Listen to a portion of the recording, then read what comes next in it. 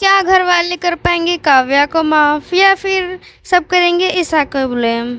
So hello hello hello everyone, welcome to it's me and your favourite show Pati Brahmachari today's review. सो दोस्तों, पिछले episode में हमने देखा था कि ईशा की दादी अरविंद अंकल की बेइज्जती करके चली जाती है सबके सामने, और सब यहाँ काव्या को डांट रहे होते हैं और ब्लेम कर रहे होते हैं। सब कुछ ना कुछ सुनाते हैं कि काव्या पर हमें भरोसा नहीं करना चाहिए था। फिर सूरज बोलता है कि मैं इतना इतना बड़ा बेवकूफ़ कैसे हो सकता हूँ, जो मतलब उसी घर में डेली जाता हूँ लेकिन काव्या को देख नहीं पाया, उसके बारे में मुझे पता ही नहीं चला, और वो अपने आप को थप्पड़ मारने लगता है। लेकिन ताई माँ इसके लिए भी ईशा को ही ब्लेम करती हैं और बोलती हैं कि ये सब तेरी वजह से हुआ है, तूने ही इन सबको हवा दी होगी, ज़रूर काव्या तेरे बहकावे में आ गई होगी, और क्या पता तुझे पता हो कि काव्या तेरे यहाँ काम करती है और तू हमसे बदला लेना चाहती है। लेकिन निशा बोलती नहीं ताई माँ, नहीं मुझे नहीं पता। और काव्या भी ताई माँ से कहती है कि हाँ ताई जी, भाभी को इन सब के बारे में कुछ नहीं पता, लेकिन ताई जी कुछ भी यकीन नहीं करती ईशा का। फिर ताई जी काव्या को सज़ा देने के लिए उसको रूम में बंद कर देती हैं, ताला लगा देती हैं, और सबको मना करती हैं कि कोई इस ताले को नहीं खोलेगा। अरविंद अंकल से बोलती हैं कि देवर जी, ये सब मैं आपके हाथ में देती हूँ, काव्या को सज़ा देना है कि नहीं ये आप डिसाइड करेंगे। काव्या अपने पापा से माफ़ी मांगती है और बोलती है पापा प्लीज़ मुझे माफ़ कर दीजिए, मैं ऐसा कभी नहीं करूँगी, मेरा ऐसा बिल्कुल इरादा नहीं था। फिर अरविंद अंकल रोते हुए ताई जी से कहते हैं कि मेरे बच्चों ने मेरा भरोसा तोड़ दिया, मैं सिर्फ उनका पापा ही नहीं था, मैं उनका दोस्त भी था, लेकिन उन्होंने कभी मतलब कि इस काबिल में मुझे नहीं समझा और मुझे कहीं का नहीं रखा, मेरी इज्जत को दांव पे लगा दिया।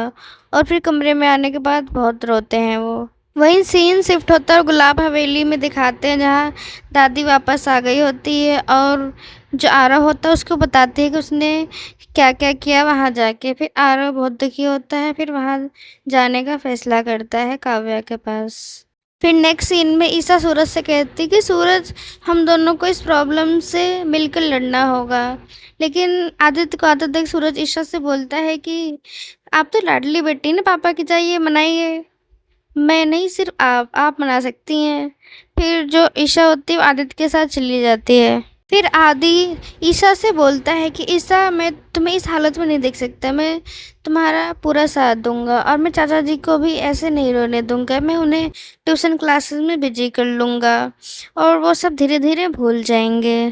फिर ईशा जाती है सबके लिए चाय बनाने के लिए, और फिर आदित्य से बोलते हैं कि आदि तुम्हें पता है काव्या है ना, बहुत सुलझी हुई लड़की है, ये हर प्रॉब्लम को बहुत आसानी से झेल लेती है, और इसने मतलब जानबूझ के ये सब नहीं किया होगा, तो इसने चाचा जी को मतलब पापा जी को कुछ नहीं बताया, तो कम से कम सूरज को तो बताना चाहिए था। लेकिन ये सब सुनते सूरज आग बबूला हो जाता है और बोलता है कि क्या सूरज, क्या सूरज, घर वालों के बाद घर वालों से कीजिए ना, बाहर वालों से क्यों कर रहे हैं। फिर ईशा सूरज से बोलती है कि तुम्हें तो बस सूरज की तरह आग बबूला होना आता है क्या, तुमने अपनी बहन की बात कभी सुनने की कोशिश, उससे बात करने की कोशिश की है, तुम तो हमेशा मतलब गुस्सा हो जाते हो, सूरज की तरह लाल हो जाते हो, क्या तुमने अपने बड़े भाई का होने का फ़र्ज़ निभाया है, तुम तो बस काव्या से पहले पैदा हुए हो इसलिए उसके बड़े भाई हो, नहीं तो काव्या तुमसे बड़ी है, समझदार भी है, और इस वक्त माना कि उसने इतनी बड़ी गलती कर भी दी है, लेकिन अभी वो उसे सब समझ आ गया उसने क्या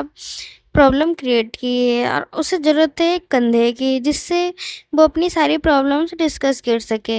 ये सब बोल के ईशा घर से बाहर चली जाती है, और फिर बाहर जाके देखती है कि वहाँ आ रहा होता है। फिर वो ईशा से आते ही बोलता है कि ईशा, काव्या ठीक तो है, मैंने उसे कई बार कॉल किया, उसने कॉल पिकअप नहीं किया, मैं उससे बहुत प्यार करता हूँ, मैं उसके बिना रह नहीं सकता, क्या मैं उससे मिल सकता। लेकिन ईशा मना करती है तुम अभी उससे नहीं मिल सकते, वो अभी बहुत पेन में है। वहीं दूसरी तरफ ईशा की बातों से सूरज का दिल पिघल गया होता है अपनी बहन के लिए, और फिर वो चाबी लेके दरवाज़ा खोलने वाला होता है, लेकिन टाइम आ जाती है और उसका हाथ पकड़ लेते, बोलती है कि इसने जो गलती की है ना, इसे ऐसे दोबारा गलती ना करे, इसलिए तू इसके पास मत जा इससे बातें करने के लिए। काव्या भी बहुत रिक्वेस्ट करती है, कोई इसकी नहीं सुनता। फिर वहीं दूसरी तरफ ईशा अपने भाई आरव को समझा रही होती है कि क्या तुम्हारे और काव्या का रिश्ता पापा एक्सेप्ट करेंगे, नहीं करेंगे ना। सूरज के मन में भी यही चल रहा होता है। और फिर ईशा जो है आरव की आंखों में काव्या के लिए प्यार देखती है और फिर हाँ कर देती है। सो दोस्तों हमें ये देखना अब ये है कि क्या काव्या और आरव का रिश्ता घर वाले एक्सेप्ट करेंगे या नहीं। तो दोस्तों अगर आपको मेरे आज के वीडियो का एपिसोड का रिव्यू अच्छा लगा हो तो आप मेरे चैनल को लाइक एंड सब्सक्राइब करना ना भूलें आने वाले एपिसोड्स के रिव्यूज़ के लिए। Thank you for watching.